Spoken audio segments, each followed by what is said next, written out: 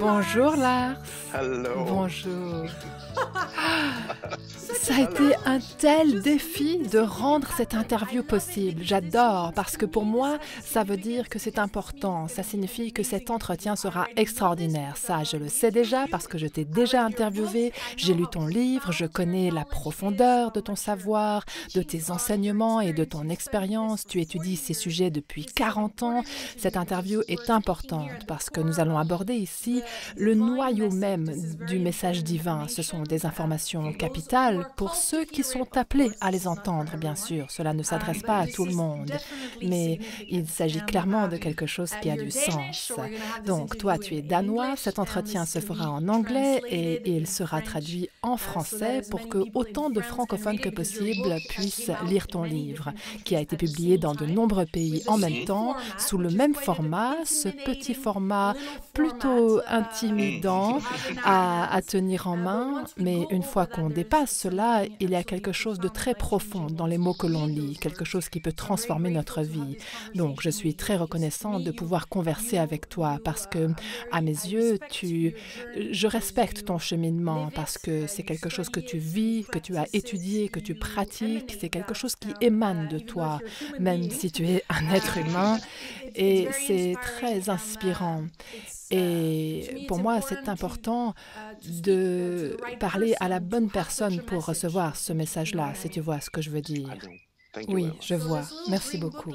Alors, parlons un peu de ce petit livre vert et de son contenu. Nous allons parler de Yeshua et Marie-Madeleine, aussi appelée Marie de Magdala, et de ce qui fait de ces deux personnes des êtres uniques, des êtres qui nous montrent comment nous pouvons être. En fait, ce sont les premiers à nous avoir montré le chemin de comment nous pouvons maintenant, nous-mêmes, en tant qu'hommes, femmes, couples, être initiés à quelque chose d'encore plus grand que ce que nous pouvons imaginer. Comme cela est inspirant. Qu'est-ce qui t'a mené, toi, à cette compréhension avant de plonger dans les différents aspects de ces enseignements? Qu'est-ce qui t'a amené à cette compréhension, Lars? Ça date d'il y a très très longtemps déjà, tu sais. Dès mon enfance, j'ai toujours été très intéressée par la figure de Jésus. Mais j'ai toujours trouvé qu'il y avait quelque chose qui manquait dans les enseignements que je recevais de l'Église et de l'école, etc. Et je n'ai pas fréquenté l'école très longtemps, tu vois. J'étais un garçon plutôt indiscipliné. Et plus tard, lorsque j'ai appris qui était Marie-Madeleine, c'était dans les années 80, cela a fait une énorme différence pour moi, parce que j'ai compris que sans elle, lui n'était que la moitié. Et sans lui, elle n'était que la moitié. Et je pense que la signification du message de ces deux êtres, c'est que le plus et le moins, le masculin et le féminin, le yin et le yang, quand ils sont unis, ils peuvent, comme on peut le lire dans le Nouveau Testament, déplacer des montagnes. Et je pense que ça, c'est très profond. C'est quelque chose, on a passé à côté de cela dans l'enseignement, alors que c'est peut-être le cœur de l'enseignement. Oui. Alors, comment avons-nous pu autant nous éloigner de la vraie histoire? Et quelle est, à tes yeux, l'importance de la saisir? Quels en sont les aspects fondamentaux? Et comment est-ce que nous pouvons davantage intégrer cela désormais? Je pense que la question que tu me poses là, Lilou, est vraiment très importante. Parce qu'il y a quelque chose avec la religion qui fait peur et fait fuir beaucoup de gens. Ils pensent au sexe et à toutes sortes de bizarreries qui ne sont plus vraiment d'actualité aujourd'hui. Mais la vérité, c'est, à mon avis, que c'est quand la science et la religion s'unissent, et à nouveau on a là le masculin et le féminin, quand ils s'unissent, l'un sans l'autre ne représente que la moitié de l'histoire. Donc en réalité, ça c'est quelque chose que nous devrions tenter d'appréhender et de comprendre et de mettre en pratique dans notre vie. Toutes les fois où il y a quelque chose qui manque, qu'est-ce que c'est? Parce que, et c'est quelque chose que nous portons tous en nous, et dès que nous commençons à nous en rendre compte, à réaliser le potentiel que nous avons en tant qu'êtres humains, et que nous l'avons déjà en nous, ce potentiel, c'est là que nous pouvons commencer à apporter la différence, parce que ce monde a vraiment besoin de gens qui font la différence, mais nous ne pouvons pas continuer à tourner en rond dans l'ancien paradigme, pour ainsi dire, en lui donnant simplement un nouveau nom. Ça ne change rien. Nous devons vraiment changer tout le paquet et monter sur le prochain échelon. Et cela signifie reconsidérer ce qu'est vraiment la religion et ce qu'est vraiment la science et ce qu'elle pourrait être si on les unissait, tu vois. Oui. Alors, ce que j'entends aussi, c'est que ce que tu enseignes, c'est que nous avons déjà atteint l'illumination. Oui, exactement. Que nous avons déjà tout, mais nous continuons à le chercher à l'extérieur, alors qu'il est vraiment important à notre époque, à ce moment de l'histoire, de comprendre que nous l'avons déjà. Tu sais, je connais beaucoup de gens qui ne sont pas, qui ne se déclarent pas eux-mêmes spirituels, alors qu'ils sont spirituels. Je veux dire, c'est pas quelque chose qui, si tu viens me dire, moi je suis une personne spirituelle ou religieuse, très bien, mais ça doit se montrer à travers ce que tu fais et à travers ce que tu dis. Tu vois, on ne peut pas juste dire, moi je suis quelqu'un de religieux si cela n'apparaît pas dans mes actes. Alors moi, je suis vraiment très fan de l'idée qu'il faut incarner ce qu'on affirme. Et je suis très fan de l'idée qu'il faut pratiquer dans les supermarchés ou peu importe où, dans notre vie quotidienne, tu vois, parce que j'ai l'impression que la plupart des gens aujourd'hui ne peuvent pas aller au monastère. Et nous devons découvrir que c'est quelque chose que nous pouvons faire dans notre quotidien. Et nous n'avons pas besoin de méditer pendant des heures et des heures. Nous pouvons le faire en 10 minutes. Oui, mais par quoi ça commence? Quel est le point de départ? Est-ce que ça commence par cette ouverture et cette compréhension, puis en faisant un choix, et ensuite on est initié, ou je veux dire, comment ça se passe? Comment on s'oriente vers cela? Il s'agit vraiment de s'éveiller.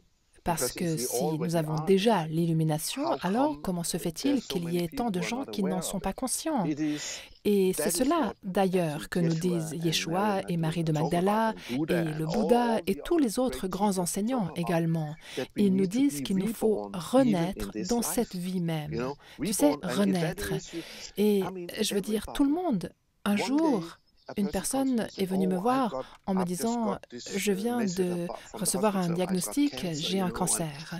Et c'est terrible, etc. » Mais c'est comme si j'avais l'impression que c'était aussi un cadeau que je recevais parce que j'étais en train de suivre le mauvais chemin. Je le vois maintenant et je dois changer ma vie.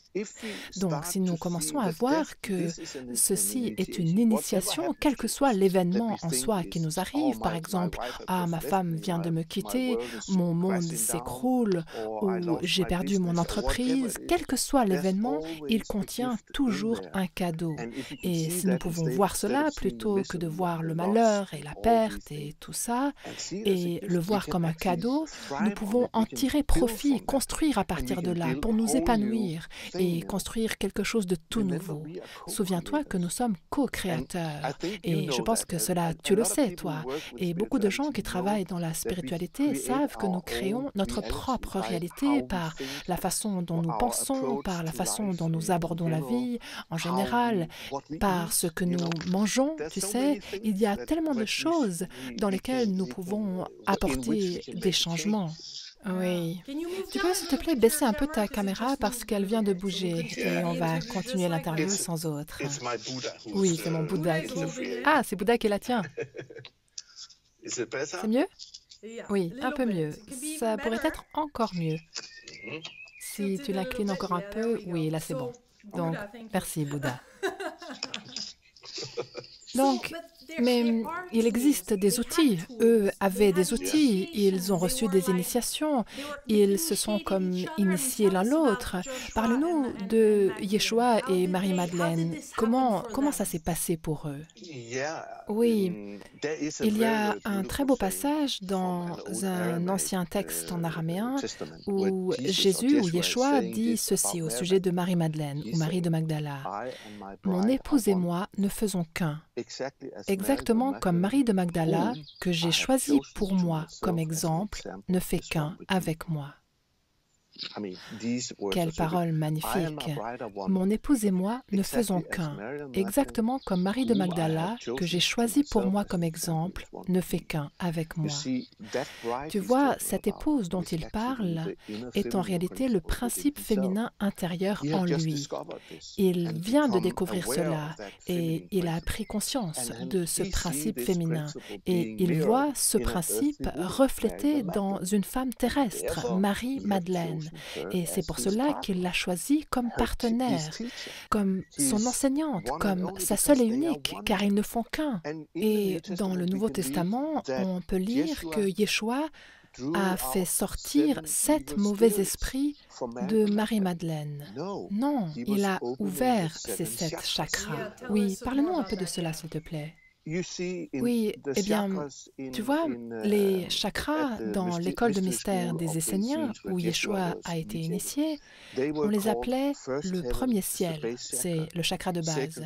Le deuxième chakra, c'est le deuxième ciel, puis le troisième, le quatrième, le cinquième ciel, le sixième ciel. J'étais dans le 7e ciel, n'est-ce pas?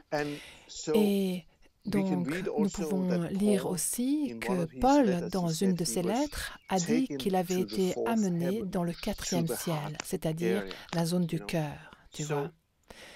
Donc, Marie-Madeleine et Yeshua se sont initiés mutuellement de cette façon-là. Mais ils ont activé cela. Tu dis dans ton livre qu'ils ont activé ces chakras. Alors que moi, je croyais que quand on naissait, ces chakras étaient déjà activés. Ils le sont, mais dès l'instant où on arrive dans ce monde, ils se ferment. Tu veux dire que c'est ce qu'on appelle l'oubli quand on oublie d'où on vient exactement. Mais pourquoi on oublie ? C'est à cause du conditionnement social. Et tu sais, nous sommes entourés par des personnes vraiment bien intentionnées et aimantes, nos parents, nos grands-parents et d'autres personnes qui veulent le meilleur pour nous. Mais ces personnes sont aussi conditionnées et si elles ne connaissent rien d'autre, eh bien c'est ça qu'elles nous transmettront. Et quand nous nous éveillons d'une façon ou d'une autre, c'est notre responsabilité de se demander est-ce que c'est ça que je veux donner à mes enfants sans essayer de l'améliorer ou de le transformer? Eh bien, bien sûr que non. Et c'est justement à ça que sert le travail sur l'ombre, à regarder notre propre vie et à voir comment toutes sortes de choses nous ont impactés. Et tu sais, le fait que j'ai traversé beaucoup d'épreuves ne signifie pas que je doive transmettre cela ou faire porter cela à mes enfants ou à mes amis ou mes partenaires amoureux ou à d'autres. Mais nous savons que nous pouvons nous servir de ce que nous avons vécu comme enseignement, car nous savons comment c'est de traverser certaines choses, et c'est ça qui ouvre notre cœur à être compatissant envers les autres. Donc, tu sais, ce qui compte vraiment ici, c'est d'avoir dans nos tripes le courage de regarder nos propres ombres, notre propre monde de ténèbres, et de voir que ce n'est pas ça que nous sommes, mais que ça fait partie de la transition, ça fait partie de la transformation, et que nous pouvons en apprendre quelque chose. Oui. Est-ce que nous savons quel genre de travail sur l'ombre Yeshua et Marie-Madeleine ont fait? On ne connaît pas grand-chose sur leur enfance, comment ils ont grandi, peut-être qu'ils ont voyagé en Inde ou ailleurs. On entend tellement de choses, mais on entend des choses, mais c'est pas vraiment dit. Et ça se limite à 3 ou 4 ans dans leur vie. Comment ça se fait? Oui. Il y a... Est-ce que tu connais Edgar Cayce? Oui, cet Américain visionnaire. Il a écrit énormément de choses au sujet des Esséniens et de Yeshua. Et même avant la découverte des manuscrits de la mer morte, il avait prophétisé que ces manuscrits allaient être retrouvés. Et tu sais, c'était un chrétien très traditionnel. Donc, quand il est revenu à lui, après avoir canalisé toutes ses connaissances au sujet de Yeshua et des Esséniens, il était stupéfait et presque choqué parce qu'il n'avait jamais entendu parler des Esséniens. Et là, tout à coup, il commence à dire que Jésus, ou Yeshua plutôt, avait une enseignante, une femme, qu'il avait amenée en Inde, en Égypte, en Perse, et qui avait joué un rôle fondamental en l'initiant à beaucoup d'enseignements dont il avait besoin avant de pouvoir aller dans le monde faire son travail. Et Marie-Madeleine a aussi joué un rôle fondamental là-dedans, parce que sans elle, cela n'aurait pas été possible pour lui, parce qu'il savait que le masculin et le féminin devaient travailler ensemble, aussi dans la vie physique. Donc, en fait, on peut apercevoir cela dans le Nouveau Testament, parce que à partir du moment des noces de Cana, après son initiation pendant ces 40 jours dans le désert, où il a dû affronter les animaux sauvages, c'est-à-dire ses propres ombres, et Satan, son propre ego, après cette initiation, il s'est rendu aux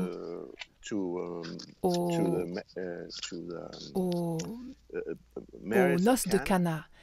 Et c'était son propre mariage à Marie-Madeleine. Et après cela, elle était l'enseignante des disciples femmes et lui était l'enseignant des disciples hommes.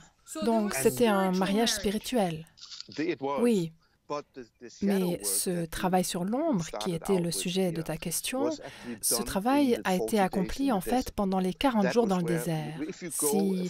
Je veux dire, c'est quelque chose qu'on peut faire aujourd'hui aussi. On peut prendre une semaine de congé et faire un jeûne. Je sais que parfois tu jeûnes, donc tu connais les effets profonds du jeûne. Mais si on fait cela pendant, par exemple, juste une semaine, on peut le faire dans son propre salon. Bon, pas trop près des frites non plus quand même. Il faut plutôt éviter, n'est-ce pas? Mais on peut aller faire cela dans la nature et prendre une semaine de congé, s'asseoir, méditer et prendre avec soi un bon livre. Et un stylo et du papier aussi, oui, et de l'eau. Et ensuite, on attend. Et quand on décide d'aller dans le désert, comme l'a fait Yeshua, ça ne signifie pas forcément aller dans un désert physique. Le mot « désert » en araméen est une métaphore qui représente se mettre dans un état non protégé. Tu vois?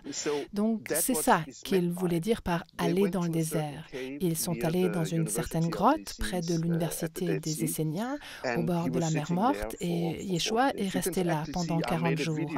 J'ai fait une vidéo à partir de cet endroit-là, de cette grotte. On la trouve sur YouTube, elle est intitulée « The Gate of Light », le portail de lumière, et en la regardant, on peut voir comment ça a pu être. J'accomplis une pratique essénienne, vieille de 2500 ans, dans la grotte même. Et on peut voir tout cela en détail dans cette vidéo. Donc ça, c'est juste pour vous faire sentir comment était l'environnement à ce moment-là. Donc, comme je l'ai déjà dit, Yeshua s'est retrouvé confronté à ses propres ombres et après ça, ça a été son initiation finale. Il est allé se marier avec le principe féminin. Et c'était à la fois un mariage physique, mais aussi métaphorique. Ce mariage-là dépassait tellement juste se marier et avoir des enfants. Je ne veux pas dire que ce n'est pas important aussi, ça, je le sais. Mais tu vois, pour ces deux personnes-là, le mariage avait un sens à un niveau bien supérieur pour eux, parce qu'on pourrait dire que c'était des âmes sœurs au niveau le plus élevé qui soit, comme des flammes jumelles. Pardon? On pourrait dire que ce sont des flammes jumelles? Oui, parce que on pourrait presque dire qu'elles faisaient partie de la même âme qui aurait été divisée ou quelque chose de très spécial. Oui, et quand on étudie les textes gnostiques, on trouve énormément d'indications à ce sujet. Par exemple, on trouve la phrase suivante, « Marie-Madeleine était la disciple que Jésus aimait le plus et qu'il embrassait souvent sur la bouche ». Ça se trouve dans l'évangile de Philippe et il y en a plein d'autres, tu vois, où on voit qu'il joue un Ils font un travail très important ensemble et qu'ils sont inséparables. Et c'est pour cela que toutes les fois où je parle de Yeshua, elle fait toujours partie de ce dont je parle. Et chaque fois que je parle d'elle, lui est aussi là. On ne peut pas parler de l'un sans l'autre. Mais on dirait que dans l'histoire, elle a été décrite comme la mauvaise et lui comme le bon. Bien sûr, parce qu'il y avait certains disciples, dont Simon-Pierre par exemple, qui ne comprenaient pas vraiment le sens profond de leur travail. Lui il voulait une église physique et il l'a obtenue. Elle est encore à Rome, la basilique Saint-Pierre. Et à un moment donné, cela, je ne le dis pas pour diaboliser l'église catholique ou quoi que ce soit. C'est pas du tout ça qui m'intéresse, pas du tout. Je veux dire, j'ai vécu énormément d'expériences magnifiques au sein de l'église catholique. Donc, ce n'est pas du tout dans ce but-là que je le dis. Mais à un moment donné, Yeshua dit à Simon-Pierre, « Détourne-toi de moi, Satan ». Parce que Simon-Pierre pose des questions au maître qui montrent qu'il n'a rien compris. Donc, il y a de nombreux endroits dans les évangiles gnostiques, où on entend Simon-Pierre dire « S'il te plaît, maître, fais taire cette femme pour que nous puissions aussi parler. » Et Yeshua se tourne vers lui en lui disant « Simon, je t'en prie. » Et il lui lance un certain regard et le remet à sa place. Parce que Simon-Pierre, lui, voulait être le prochain en lice. Il voulait être le prochain à gouverner, tu vois. Mais ce n'était pas ça le but de Yeshua. Non. Lorsque Yeshua n'était plus là, on peut lire cela dans le Nouveau Testament, mais aussi dans l'Évangile de Marie. Dans cet évangile, il est écrit qu'elle était allée jusqu'à la tombe de Jésus et elle avait vu Jésus ressuscité à cet endroit. Et ensuite, elle était revenue à Jérusalem avec la bonne nouvelle. Et les amis, j'ai vu mon bien-aimé ressusciter des morts dans une vision. Je l'ai vu, non pas physiquement, mais j'ai eu une vision et je l'ai vu ressusciter. Et Simon-Pierre, là, il est à deux doigts de l'étrangler. Et c'est juste grâce à l'intervention de Philippe et de quelques autres, Jean, je crois, que... Mais tu vois, dès ce moment-là, il n'y a plus aucune mention de Marie-Madeleine dans le Nouveau Testament. À partir de ce moment-là, tous les pères de l'Église, et jusqu'à l'Église d'aujourd'hui, au cours des 325 années suivantes, jusqu'à ce que l'Église soit établie, il y a ce qu'on appelle une diffamation en règle du personnage de Marie-Madeleine. De quelqu'un de hautement initié et glorifié, elle devient tout à coup une prostituée. Enfin, pas tout à coup, parce que ça leur a pris 300 ans pour simplement la transformer en prostituée, en simple prostituée. Et ce n'est que récemment, il y a quelques années de cela, qu'elle a été réintégrée et que l'Église s'est rendue compte que c'était une sainte et une enseignante à part entière. Et un jour, ils réaliseront aussi, je sais qu'ils le savent cela, mais ils le feront publiquement et ils diront au monde qui était vraiment Marie-Madeleine. C'était elle qui était censée succéder à Yeshua. C'était la seule qui en était capable. Il n'y a aucun doute là-dessus. Oui, fais juste attention à ton micro parce qu'il a tendance à... Fais juste attention parce qu'avec ta chemise, si tu peux légèrement le déplacer. Merci. Donc, ils sont tout à fait égaux. Ils sont quoi? Ils sont tout à fait égaux. Oui, oui, ils font un, dans le meilleur sens du mot. Oui. Oui. Et tu penses qu'en comprenant cela, en le sachant, nous pouvons accéder à cela en nous, et en sachant cela, nous permettons... Qu'est-ce que nous permettons finalement? Eh bien, tu vois, dans ce livre, il y a des pratiques, je te montre ici un dessin, je ne sais pas si tu vois, oui, des pratiques qui nous montrent comment on peut unir le féminin et le masculin en soi. Si on n'a pas de partenaire, bien sûr, on peut avoir l'impression que quand on a un partenaire, beaucoup de ces choses seront plus faciles. Mais en réalité, c'est très facile de travailler avec ces choses-là soi-même. Et tout cela est contenu dans ce livre. Et il y a aussi d'autres pratiques de l'école de mystère essénienne, des pratiques très anciennes, qui sont capitales pour nous ouvrir au royaume intérieur des cieux, comme eux le décrivaient. Mais il y a aussi une autre chose qui, pour moi, ne fait aucun doute. Quand la religion et la science s'uniront ensemble, elles développeront une toute nouvelle sorte de physique quantique qui est en réalité le futur, parce que nous parlons maintenant de la cinquième dimension, comment la comprendre et la percevoir. Mais cela a toujours existé. C'est simplement qu'on lui donnait un nom différent. Mais maintenant, on lit des choses à ce sujet, on en parle, par exemple de la perception en 5 dimensions. Et c'est quelque chose qui se passe déjà et qui se passe depuis un certain temps maintenant.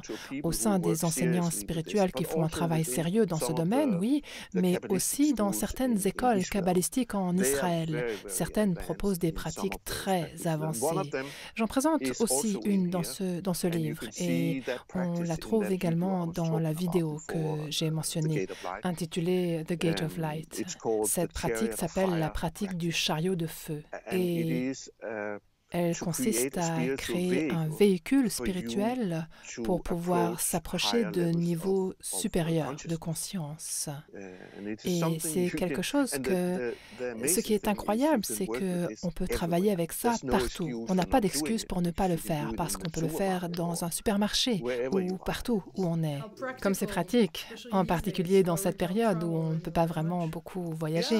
Oui, exactement. Mais si tu te penches sur les écrits hermétiques, Lilou, tu verras que, je veux dire, il y a des choses extraordinaires.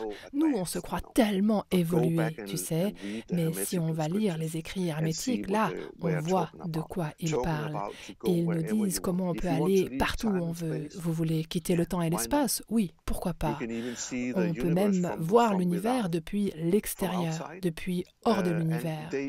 Et ils nous disent, si vous ne cherchez pas Dieu et n'essayez pas d'être les égaux de Dieu, que cherchez-vous d'autre en Dieu? C'est-à-dire, celui qui est égal se met en quête de son égal. Et dans le Nouveau Testament, Yeshua dit, souvenez-vous, souvenez-vous, il est écrit que vous êtes tous des dieux, ce qui signifie que nous sommes tous porteurs de la conscience divine. Et si nous savons comment lire la Bible, nous pouvons le voir dans le livre de la Genèse, dans l'Ancien Testament. Il est écrit que nous naissons à l'image de Dieu. De quelle image parle-t-on ici? C'est le royaume de Dieu dont Jésus nous dit que nous l'avons en nous. Donc, nous portons en nous une partie de cette conscience de Dieu. Et on peut lui donner le nom qu'on veut, ça n'a pas d'importance. Moi, je l'appelle la conscience divine. Et pourquoi est-ce que nous recevons ces informations maintenant? Je veux dire, pourquoi est-ce que nous réalisons ces informations et les recevons? Pourquoi, je veux dire, il y a plus de gens qui les reçoivent qu'avant, maintenant, dans cette période? Alors, c'est une chose d'en parler, et c'en est une autre de l'accepter et d'essayer de l'instaurer. Enfin, pas de l'instaurer, puisque c'est déjà là, mais de l'activer. Et c'est ça l'essence du travail spirituel. Et essayer de trouver un alignement total entre ce qu'on pense, ce qu'on dit et ce qu'on fait. Parce qu'il y a trop de gens qui disent une chose et qui font tout autre chose. Je veux dire, les mots ont si peu de prix à l'heure actuelle. La question, c'est qu'est-ce que vous faites et quel impact cela a-t-il sur votre environnement et votre entourage? Donc, nous avons besoin d'y revenir. Mon enseignant, le voyant, Calais de Montségur, il insistait sur l'importance d'incarner ce qu'on affirme. Il ne lisait pas énormément. Pour lui, ce qui comptait, c'était de faire les choses de la bonne façon, tu vois. Et en fait, tous les matins, il se consacrait à l'univers en disant « Par la présente, je me consacre à l'univers ». Et il le disait d'une voix forte et il s'y dédiait, s'y dévouait vraiment. Oui, et c'est ça qui est beau aussi dans ton livre, ces prières et comment on peut non pas les personnaliser, mais se les approprier, n'est-ce pas? Et c'est très puissant. Oui, tu vois, quand j'ai travaillé pendant 7 ans comme guérisseur, ça faisait partie de mon éducation avec le voyant, j'ai commencé à écrire beaucoup de prières. Pas uniquement des prières que j'avais moi-même créées, mais aussi certaines que j'avais écrites, des mots inspirants qui ouvraient l'esprit, qui ouvraient le cœur. Et ce livre-là, je le mettais toujours sur le chakra du cœur de la personne allongée devant moi. Et ça avait un effet profond, ça marchait vraiment. Et ce sont ces prières-là qui sont maintenant dans ce livre. Et je les ai mises parce que je sais qu'elles fonctionnent. Et je pouvais toujours, au hasard, ouvrir le livre et simplement choisir une prière et rester assis en silence à côté du patient ou du client qui était là et lui murmurer cette prière dans l'oreille, ou je pouvais chanter un chant pour la personne ou jouer de l'harmonium. Tu vois, suivre mon intuition. Le voyant disait toujours, suis ta toute première impression de la personne, avant que la tête commence à agir, parce que quand elle commence à s'en mêler, on peut oublier. Là, c'est trop tard. Il faut suivre son intuition, sinon elle ne nous suivra pas, tu sais. Avoir confiance, et ensuite, des choses se passeront. Oui, et toi, tu as dû pas mal faire confiance parce que pour créer un livre aussi petit, je veux dire, il contient énormément de choses et bien sûr, tout est condensé, mais comparé à tes autres livres qui étaient tellement épais, costauds, avec tellement d'informations, tu as fait tout un chemin pour en arriver à ce format-là. Ce livre représente l'essence d'énormément de choses que j'ai étudiées et pratiquées. Donc, je me suis dit que déjà rien que l'avoir avec soi, ce livre, il y a des gens en Allemagne et ailleurs qui ne font que l'avoir sur eux. Certains ne l'ont même pas encore lu, mais ils disent que ça fait déjà une différence simplement de l'avoir avec soi parce qu'ils sentent que ce livre contient tellement de choses profondes. Oui. Et toi, tu parles du Renome plutôt que du royaume, ce que je trouve génial. Tu peux développer? Oui, ça, c'est une autre chose. Tu sais, j'ai commencé à étudier la langue araméenne, celle de Yeshua et Marie-Madeleine, dans les années 80. Et en fait, ce n'est qu'il y a quelques années de cela qu'il m'est apparu que Malkuta Tishamaya, que je croyais signifier royaume des cieux, signifie en réalité Renome des cieux. Jésus utilise le féminin pour dire Renome des cieux, prononcé Malkuta. En hébreu, c'est Malkut, qui veut dire le masculin, le royaume. Donc ça, c'est une autre chose qu'il faut considérer, que Yeshua vraiment souligne l'importance du féminin par rapport à ce lien-là, le Renome des cieux. C'est merveilleux, non? Et je pense qu'en particulier à notre époque, il s'agit d'éviter de ne souligner que le féminin au détriment du masculin. Ce sont les deux ensemble. Tu sais, il ne nous faut pas faire la même erreur que nous avons faite avec le masculin, qui est devenu la mentalité patriarcale qui règne encore. Mais ce qu'on lit dans le tout dernier verset de ce texte, c'est « Maintenant, c'est l'union des deux ». Et si on passe à côté de ça, on peut oublier. Mais il semble que d'après ce que je remarque autour de moi, dans les cercles spirituels ou avec les personnes qui se sentent reliées à la Terre, on dirait qu'il y a beaucoup de couples qui travaillent ensemble de nos jours, qui font du travail sacré ensemble. Et on dirait que la femme a comme, pas la vision, mais comme si elle tient quelque chose et l'homme la soutient, elle, et permet à cette lumière de briller. Et les hommes, on dirait qu'ils aiment beaucoup cela, être dans leur masculin sacré. Et c'est beau à voir. Moi-même, je vis cela, je vis ça au sein de mon couple. Et je le vois aussi dans de nombreux cas autour de moi. Est-ce que tu remarques cela aussi au Danemark ou dans d'autres endroits où tu vas? Oui, tout à fait. C'est exactement comme tu viens de le décrire. Et je pense que c'est aussi... Tu sais, il y a une montagne sacrée dans les Pyrénées françaises, à Montréal-de-Sauce, et elle a été utilisée par... Il y avait souvent l'ordre de la Mère du Monde qui s'y rendait avant. C'est un ancien ordre français féminin et l'une de mes enseignantes en faisait partie de cet ordre. Et j'ai parlé d'elle dans mon livre Le Haut manuscrit, ma trilogie. Et Elle m'a dit qu'il y a là cette montagne, j'y suis allée très souvent, et c'est vraiment, vraiment extraordinaire de voir cette montagne qu'elle appelle, pour elle, c'est comme le clitoris de tout le paysage.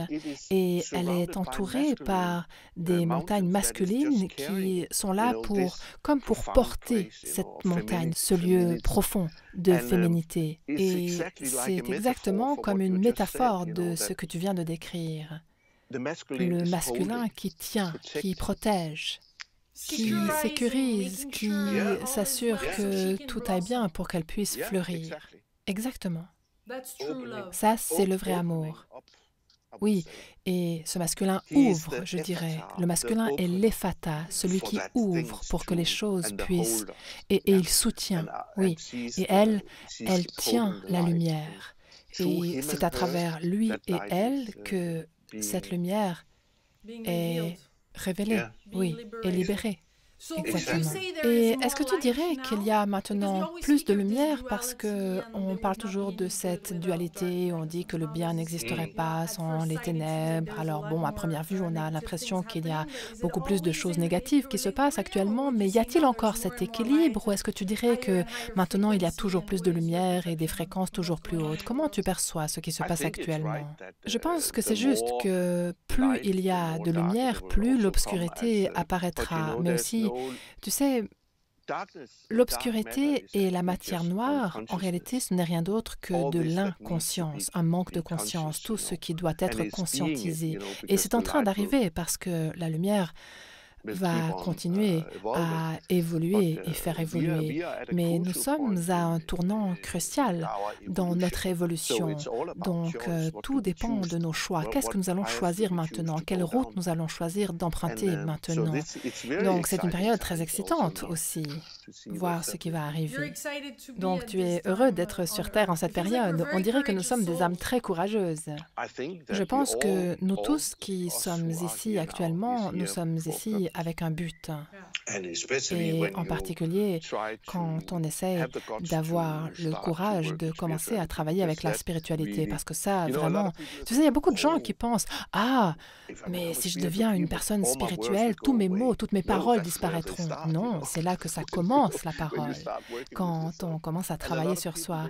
Et il y a beaucoup de gens qui se détournent de ça. Ils disent, « Oh, est-ce qu'on n'a pas déjà assez de problèmes? » Oui, mais vous voyez, nous devons comme nettoyer tout ça maintenant et nous purifier nous-mêmes. Et parfois, on a besoin pour ça de traverser la nuit noire de l'âme, ou peu importe comment on appelle ça. Et après, on est nettoyé. Et après, ce ne sont plus que des mots, ce sont des actes. Et l'effet se verra à partir de ce moment-là. Et pour moi, il n'y a aucun doute que ce sera ça, le résultat final. Ce n'est qu'une question de temps. Donc, quel choix allons-nous faire? L'amour ou la peur? Si on ne le fait pas maintenant, alors quand? Et si ce n'est pas nous, alors qui? Je veux dire, voilà les deux questions principales auxquelles nous devons répondre. Pourquoi attendre? Si ce n'est pas maintenant, alors ce sera quand? Mais entrer dans notre lumière, entrer dans notre grandeur, et savoir que nous savons, et savoir que nous avons déjà cela en nous, et que nous pouvons, pas aveuglément, mais commencer à se diriger vers l'inconnu, et se laisser porter, et être dans sa propre lumière, c'est un pas immense pour la plupart des gens, et une vraie révélation de vivre comme cela. Oui, à mon avis, ce vers quoi nous nous dirigeons actuellement, c'est les derniers moments de tout ce qui est infantile. Et cela s'applique également à ce qu'on appelle le mouvement du New Age. Il nous faut maintenant prendre nos responsabilités et arrêter tout ce qui est de l'ordre de la maternelle, tu vois. Nous avons fait ça depuis suffisamment longtemps maintenant. Donc, le moment est venu de faire le pas suivant, de se mettre debout et d'assumer notre responsabilité. Oui, oui, c'est très bien dit. J'ai une question qui n'arrête pas de m'échapper et ça c'est très intéressant pour moi quand ça m'arrive parce que je sais qu'il y a là quelque chose qui ne veut pas être entendu ou dit. Mais oui, la guérison, voilà ce que c'est. Avant, tu as parlé des Esséniens et leurs enseignements, la guérison. Et qu'est-ce que tu as appris dans ces guérisons et et par rapport à la maladie, tu sais, quand on est malade, tout ça, quelle est la raison à cela ou comment est-ce qu'on peut traiter cela, comment on peut se guérir soi-même, quelle est la clé là-dedans? Le problème principal et qui est sous-jacent à pratiquement toutes les maladies, c'est que nous ne sommes pas capables nous sommes trop stagnants, tu vois.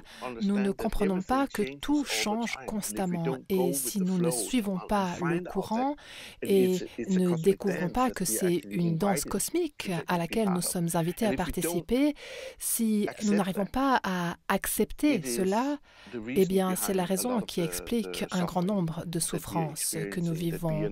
Le fait que nous n'arrivions pas vraiment à... Parfois, on se dit, c'est bon, je suis arrivé, tout va bien, j'ai plein d'argent, j'ai à mes côtés la fille la plus gentille de toute la Terre, et tout à coup, ça change, et je n'arrive pas à l'accepter. J'ai envie de revenir à la normale. Tu sais, on dit toujours revenir à la normale. Mais la normale, ça n'existe pas. Et Dieu soit loué que cela soit ainsi. Je veux dire, dès que les choses deviennent normales, c'est la mort, tu sais. Tout change et nous devons accepter cela et en tirer le meilleur parti possible. Et si nous l'acceptons, le meilleur en sortira. C'est ça qui est incroyable là-dedans, tu vois. Peut-être que c'était bien avant, mais ce sera encore mieux dans une minute. Cela dit, tu mentionnes quand même les huiles essentielles et d'autres façons de se guérir avec diverses concoctions. Il y a quand même tout un aspect concret, même si ça revient ensuite à l'idée centrale, bien sûr. Mais est-ce que tu peux nous parler un peu des huiles essentielles et de leur utilité dans ce contexte? Alors, il existe des huiles spéciales fabriquées par une entreprise appelée doTERRA, qui sont très, très, très pures. Et elles sont tellement pures qu'on peut même les boire, tu vois. Et comme j'ai énormément étudié les Écritures, eh bien, on peut lire que, tu sais, en fait, le mot Christ signifie celui qui a été oint. Et c'est Marie-Madeleine qui oint Jésus avec ces huiles sacrées. Et ce sont les mêmes huiles que celles qui ont été apportées par les rois mages à l'enfant Christ à Bethléem. Tu sais, l'encens, la myrrhe et le nard. Ces trois huiles sont très, très puissantes. Et en particulier, je sais qu'en France aussi, il y a une entreprise qui... J'ai oublié comment elle s'appelle. Tu sais, ils ont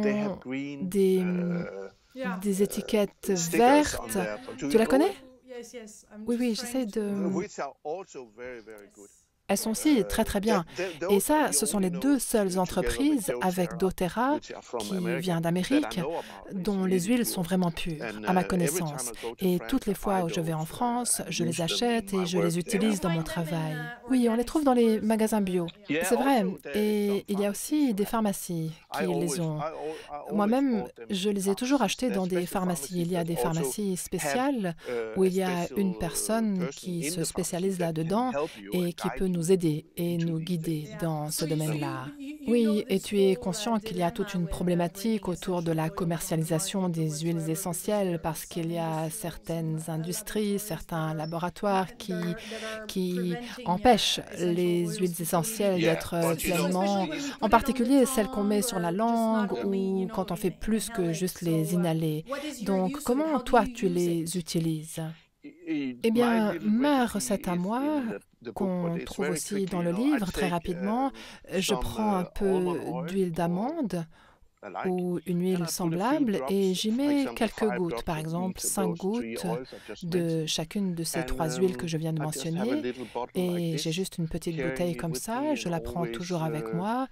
Et je veux dire, c'est bon pour tellement de choses. Et tu les mets là, là.